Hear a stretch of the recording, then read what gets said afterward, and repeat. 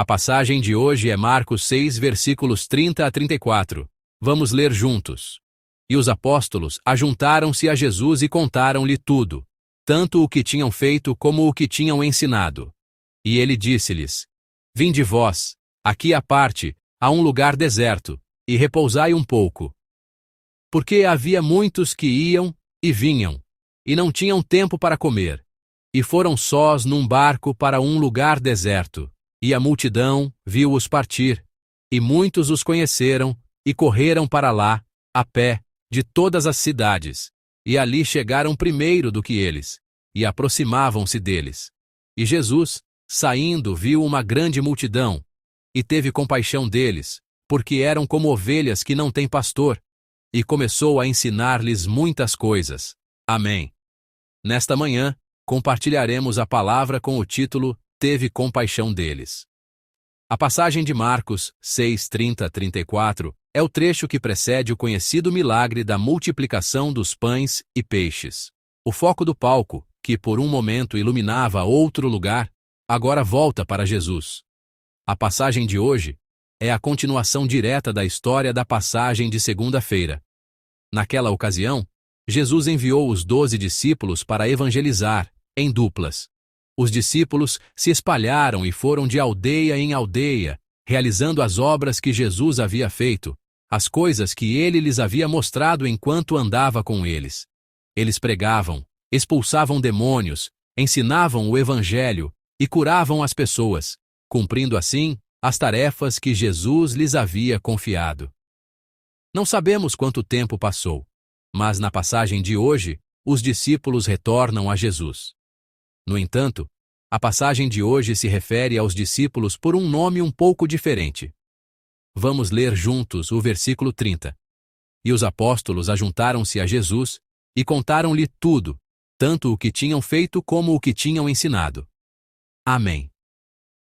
A passagem de hoje chama os discípulos de apóstolos. Se você olhar para passagens anteriores, como o versículo 7 ou 12, está claramente registrado como discípulos.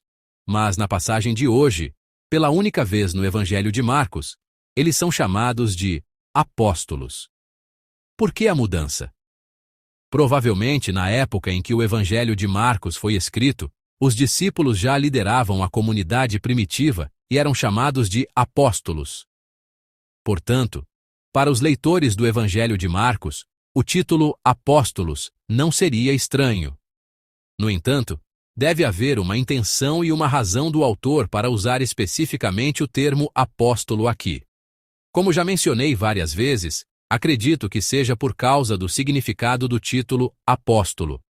Apóstolo, em grego, é apóstolos, que significa aquele que foi enviado.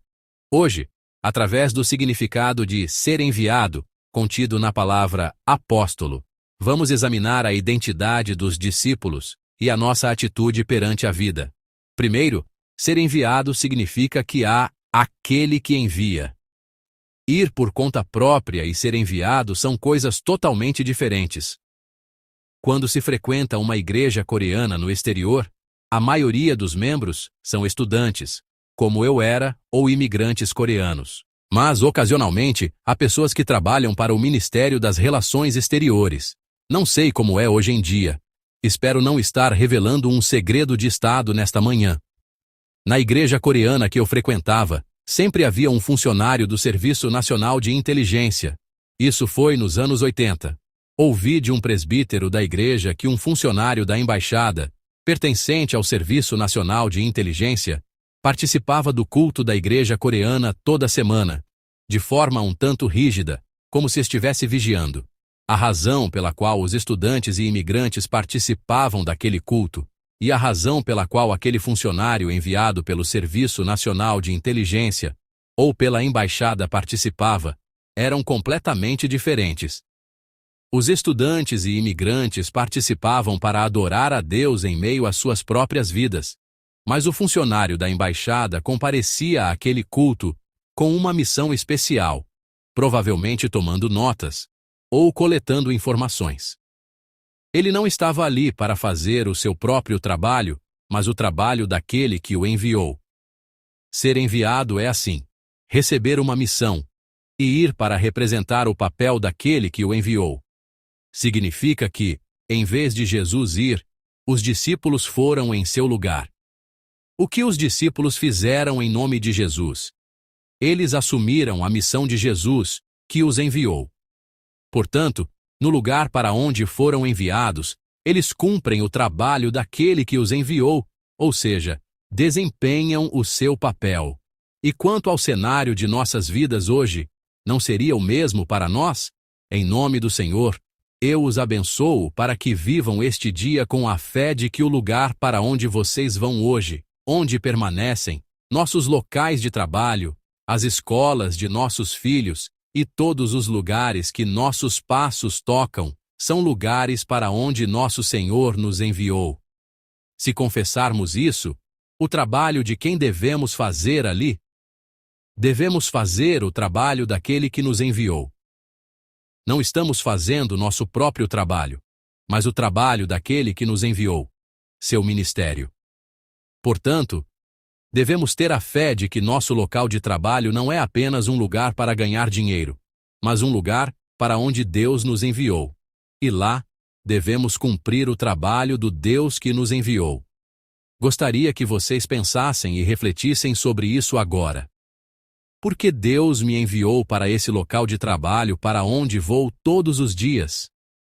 Para que Deus me enviou para esse lugar onde permaneço todos os dias? Que onde quer que vocês vão e onde quer que permaneçam hoje, descubram o coração de Deus que os enviou. E que vivam, cumprindo a vontade do Deus que os enviou.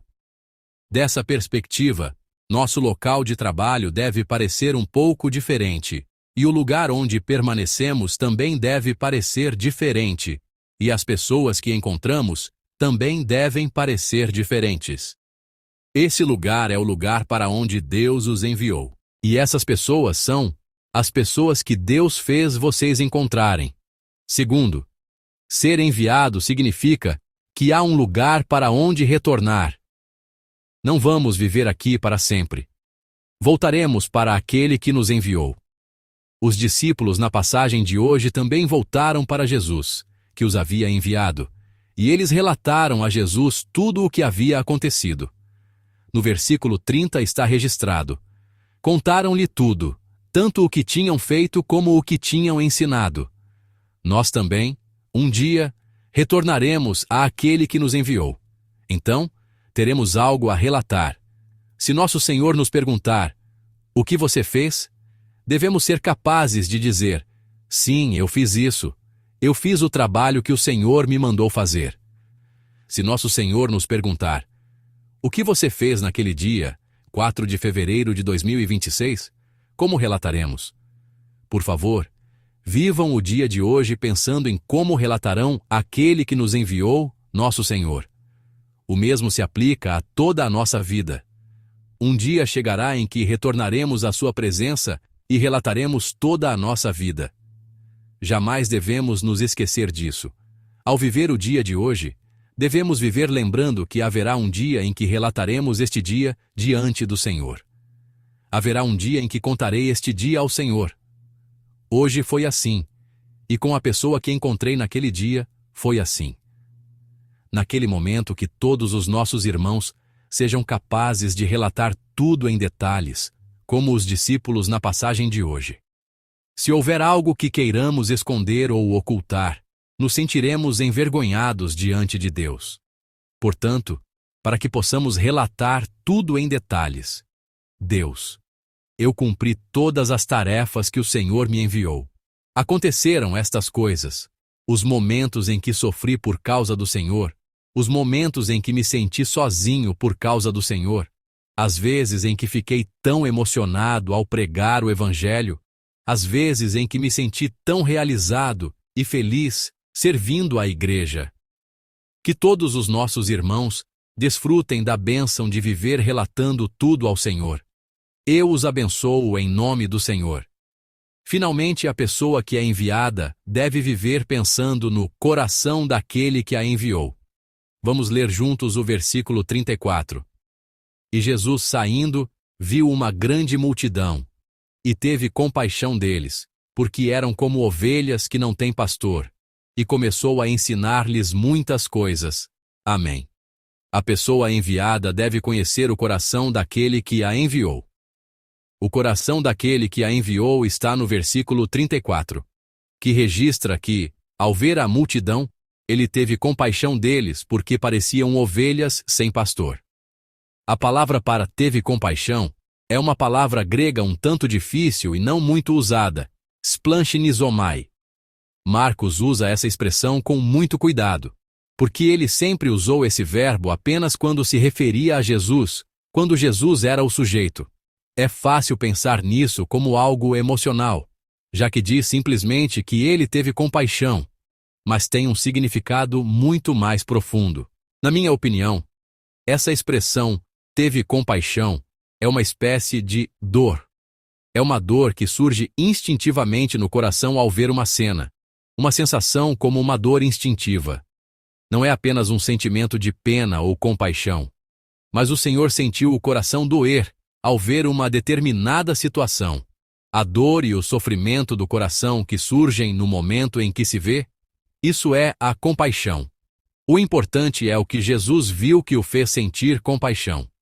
A dor que brotava de seu coração não foi sentida ao ver pessoas doentes, nem foi sentida ao ver pessoas pobres. Na passagem de hoje, o alvo da profunda dor que Jesus sentiu em seu coração foram as multidões que vagueavam sem pastor.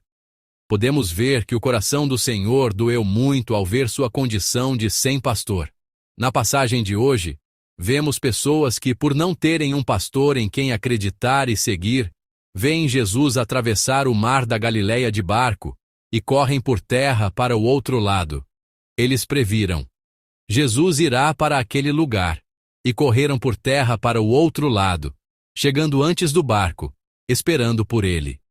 Ele viu essas pessoas que estavam sedentas por um pastor. E o coração de Jesus doeu muito. Ele teve compaixão. A pessoa enviada deve conhecer esse coração daquele que a enviou e viver de acordo. Esse coração que é como uma dor que explode de dentro, pensando: por que ele me enviou para aquele lugar? Devemos viver de modo que a compaixão daquele que nos enviou, essa dor, seja transmitida às pessoas no lugar para onde fomos enviados. Devemos viver para que o coração de nosso Senhor seja transmitido às pessoas naquele lugar para onde fomos enviados, as pessoas que Ele nos fez encontrar. Amados, Deus também nos enviou hoje. Ele nos enviou para o nosso lugar na vida, para o nosso local de trabalho, para nossas famílias e para todos os lugares onde permanecemos. Portanto, o lugar onde permanecemos hoje não é um lugar onde estamos por acaso. Por favor, vivam com a fé de que é o lugar para onde nosso Senhor os enviou. Lá, encontraremos várias pessoas. Podem ser pessoas como as que os discípulos encontraram, ou podem ser como as multidões que corriam por terra para esperar por Jesus, que viajava de barco, vagando sem pastor. Por favor, vivam hoje transmitindo o coração do Senhor àqueles que vocês encontrarem no lugar para onde Ele os enviou. O coração de nosso Senhor Jesus, que sentiu uma dor que brotava de dentro por aqueles que não tinham pastor, por aqueles que haviam perdido o rumo na vida e não sabiam para onde ir. Que esse coração seja primeiro transmitido a nós nesta manhã, e que, com esse coração, vivamos com o coração do Senhor para com cada pessoa que encontrarmos hoje no lugar para onde Ele nos enviou, e que transmitamos esse coração do Senhor. Que todos os nossos irmãos sejam assim, em nome do Senhor, eu os abençoo.